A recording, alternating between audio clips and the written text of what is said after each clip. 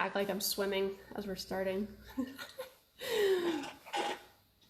Good morning, everybody. This is Brittany Jennings from the Seniors Blue Book, and we are live over Zoom this morning with Ira Wiesner and Daniel. How are you? Doing well. How are you, Brittany? Doing awesome. As everybody can see, I'm getting some vitamin D this morning, and, I'm out swimming the waves. Very nice. Yeah, so thank you so much for being here this morning. We really value you guys as a partner, and always appreciate your educational tips on all the things that you're experts on. So is there anything that you guys want to just greet everybody this morning, and then we'll kind of get into the topic of ethical wills? Well, I want to say to everybody, I hope you're well.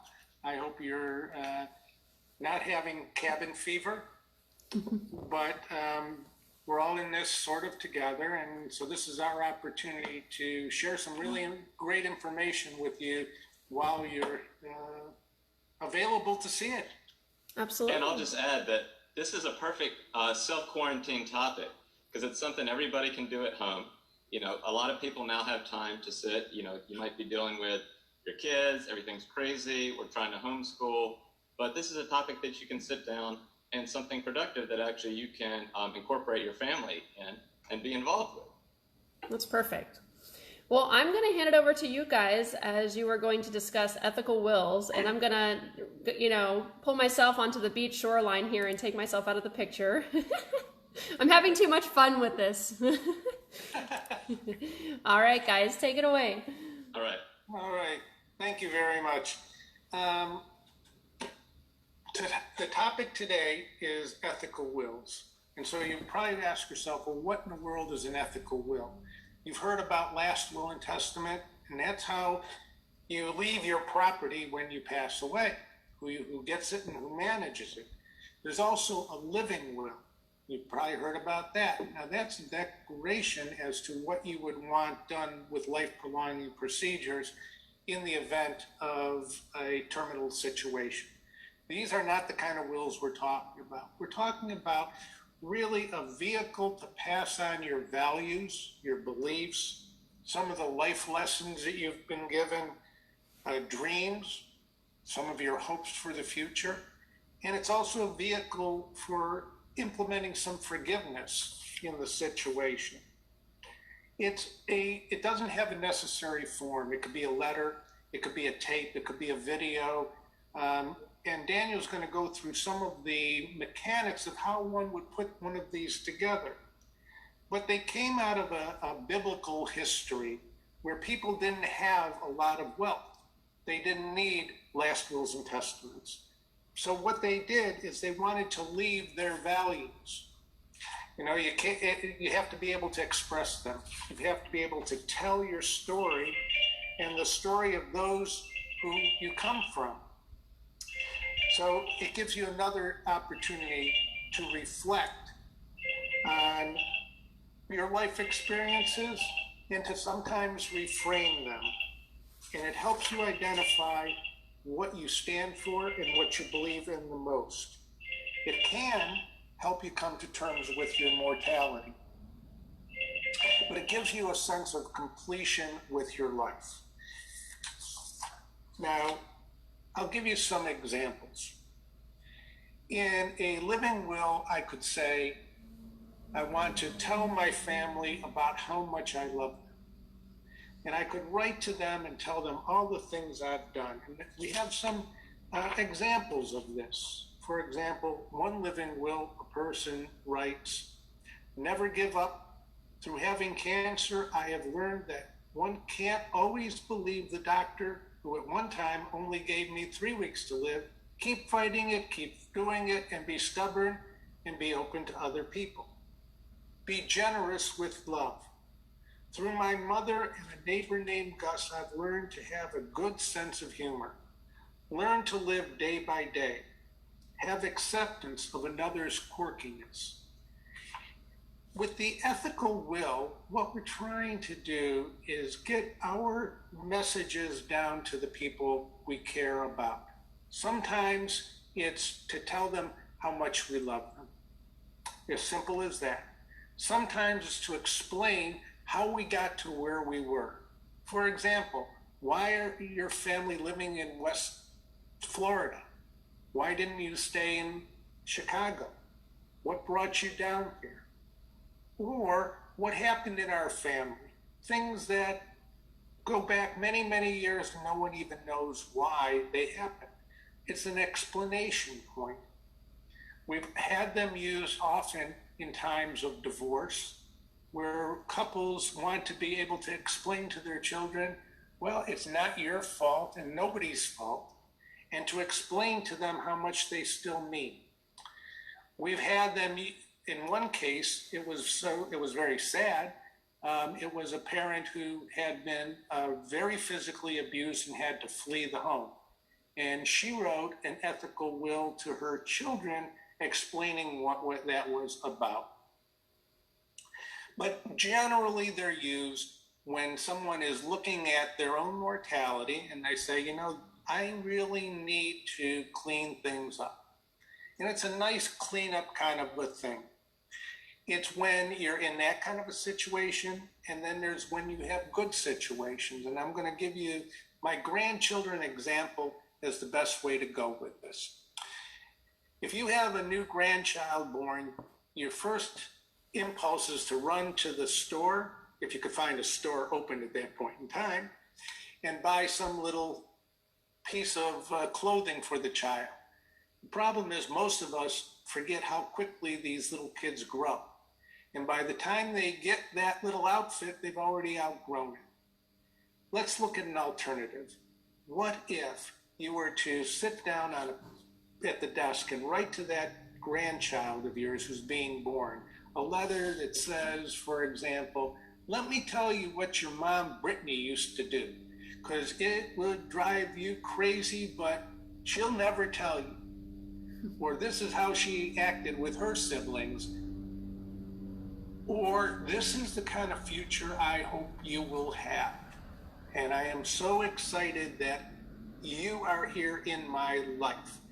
In those examples, you give that little note, that ethical will, to the parent and say, give it to the grandchild when they turn 16, when they turn 21. At some point in time, you may not be there at that time, and consider how valuable to that grandchild that letter from you would be, knowing that you cared enough about them. The number of issues that you can confront in these are unlimited. You could write them and keep rewriting them.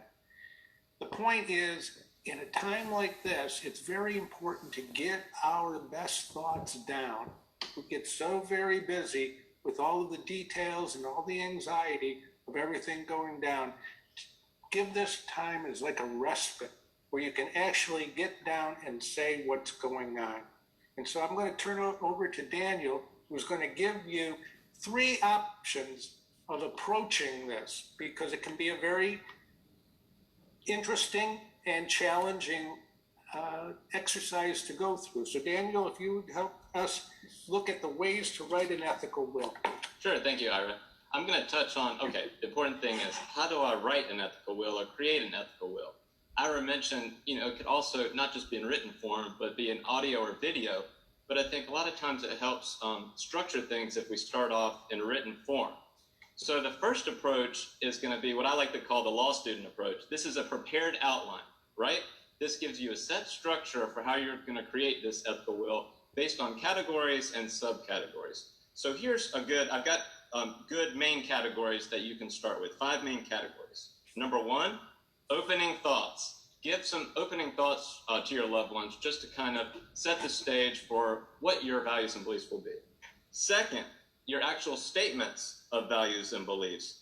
This can be your family, your religion, your education, your knowledge, learning from your mistakes, honesty, giving, humor, love, anything related to your values and beliefs. Now remember, some of these things I wanted to touch on, the learning from mistakes, can be uncomfortable. We've all experienced things in our lives that, a lot of times we like to share the good things with our loved ones, but not the bad. Just share a story. My grandfather, he was an attorney in North Carolina, in rural North Carolina, represented a lot of African American farmers, right? As a result of that, he was really outcast from certain events, communities. I remember they couldn't get into a country club because he has represented some of these people. These are things that he had passed down to my mother, who then shared with me.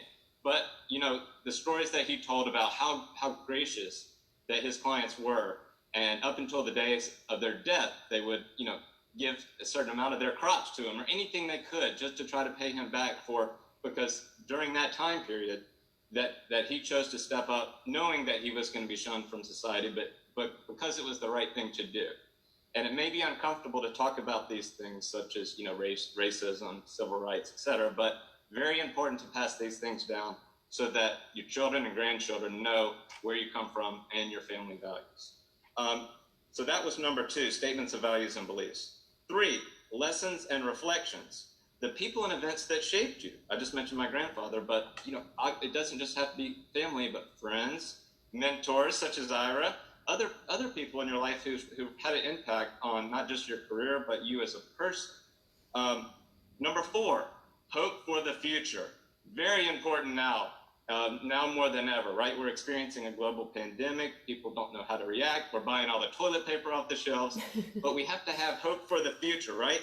Your goals, your dreams, your aspirations, because once this pandemic has subsided, right, we've got to have hope, right? We're going to rebuild the economy. We're going to start hopefully going back to day-to-day activities. Some things might be different, but here's what I would like to see from not only the rest of your lifetimes, but your children and your children's generations to see. And I think now, these are some things that maybe document some of the things that are going on now, how you've really been quarantined from work, things aren't the same, we can't go to restaurants anymore, all the restaurants have been closed down, we're having to order takeout. I mean, a lot of people are out of work. These are important things so that our future generations can learn what we've been through. I teased my grandmother because when she moved in with my parents, she had thousands of mason jars. It's like, what do you need all this for? But, you know, she survived the Great Depression, and she told us, look, I was there when we didn't know when we were going to get the next meal. We had to ration everything we could, right? And so this is, you know, and now we're kind of seeing the same things play out now with the gathering of all the I mentioned toilet paper, but those types of goods, because we're in a panic and we're not sure. And some of the things from the 1920s we're repeating today. So it's important to share these values with your loved ones. And then finally, concluding thoughts. Look, this is what I want you to take with you, the ultimate goal, and take this, share this, and have this, incorporate this into your life. I hope you do. You're your own individual, but this is a part of me, and I wanted to share that with you. So that's the outline approach. Second approach, guided exercises. For those that really, they're having trouble, I think the outline approach is very good for, you know, those with kind of a mathematical or engineering background where it's a structure, right? Category, subcategory, fill in the dots. Guided exercises kind of, if you're really at a standstill, they can help aid in, okay, how do I get started? I have so much I want to convey. It helps stimulate your thought process. So some examples that you can do right now while you're self-quarantined. Walk around your house. Look at some of the objects and items you've collected over the years, right? Some of these things may even be digital assets, right? You might have a lot of family videos, things like that. You have the time now to review those items and kind of jot down memories from your past to help convey to future generations your knowledge, beliefs, experiences about you, right? And that'll help jog memories of people you might not even have remembered, but oh yeah, I remember that person. That person had a really big impact on my life. Second, while you're home with your loved ones, have somebody interview you, right? Have them come up with questions. What would they want to know, right? You can always convey what you think your family would want to know, but they might have questions, some of them juicy, but they might want to know things that you might be reluctant to tell, but are very important for that individual, whether it be your children, grandchildren, significant others that are around you at this time.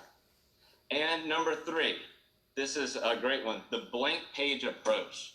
For all you free writers out there, just start writing. It doesn't matter. You can always edit later. You have 1,000 things going on in your mind right now. Just start writing them down. And once you start writing, other things will jog back to memory.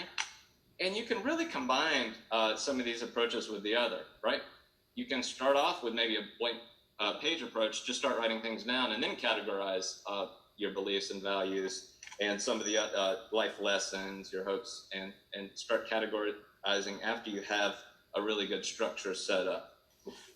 So I think it's not so much important as to which method you use, but it's that you get the final product that you want to convey, right?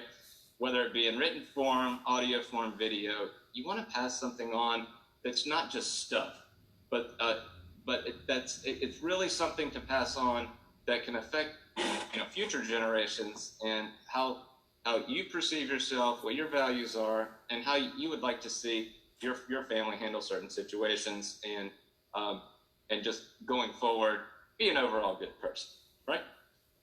And I'll let Ira's got some concluding thoughts. I know we're running short on time, but I'll take it back to Ira. Thank you, Daniel. That was excellent. This is a very struggling time for all of us.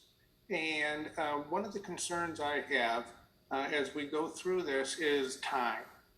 Time is valuable. The psalmist taught us that to treasure and count our days. And by doing that, we'll gain a heart of wisdom. These things are changing very rapidly. I've had a number of situations amongst the people I know and have shared with me that when somebody gets diagnosed with this, they're kind of secreted away.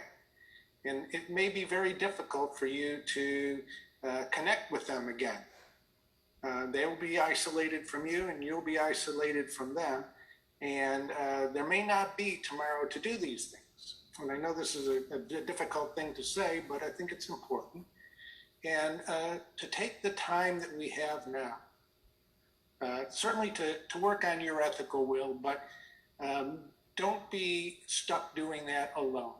Use your phone, use your Skype, your Zoom, use whatever means you have to touch the lives of the people that have been important, who have filled the time that you've had here, and make sure to do what you can to send your love, to express your love, and to heal wounds that could be healed.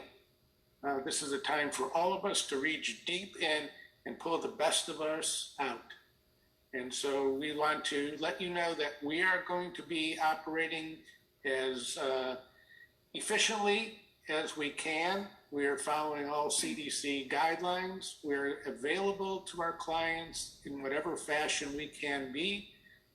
We will be here if any of you have any issues, any questions, and we're all in this together. And I want to thank Brittany and SBB for this opportunity for us to reach out to you in a very, very difficult time with something I think is very, very valuable, helpful, and empowering.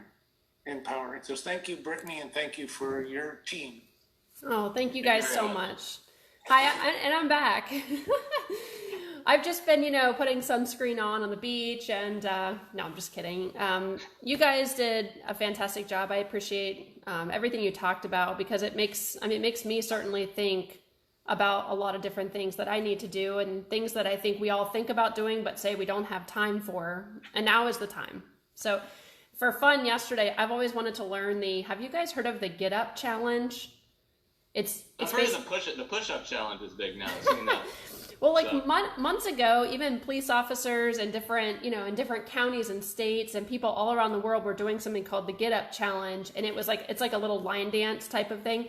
So I've always wanted to learn it. So yesterday I took 20 minutes and just literally learned this line dance. And it sounds silly, but it's the little things that we kind of get to, take advantage of and kind of see positive in this light right now. So thank you guys so much for joining us today. And if anybody has any questions, I'll put the phone number for Advocates in Aging in the post. But Daniel, do you want to share the phone number to reach you guys at? Yes, you can give us a call here at the office at 941-365-9900, or visit our website. It's www.wiesnerlaw.com, and that's WIESNERLAW.com. Also, we have some materials to post. We'll get those to Brittany so you can kind of see some of the examples that we mentioned. Awesome. All right, guys, I hope you have a great day and stay well. You too. Bye, everyone. Bye. Bye.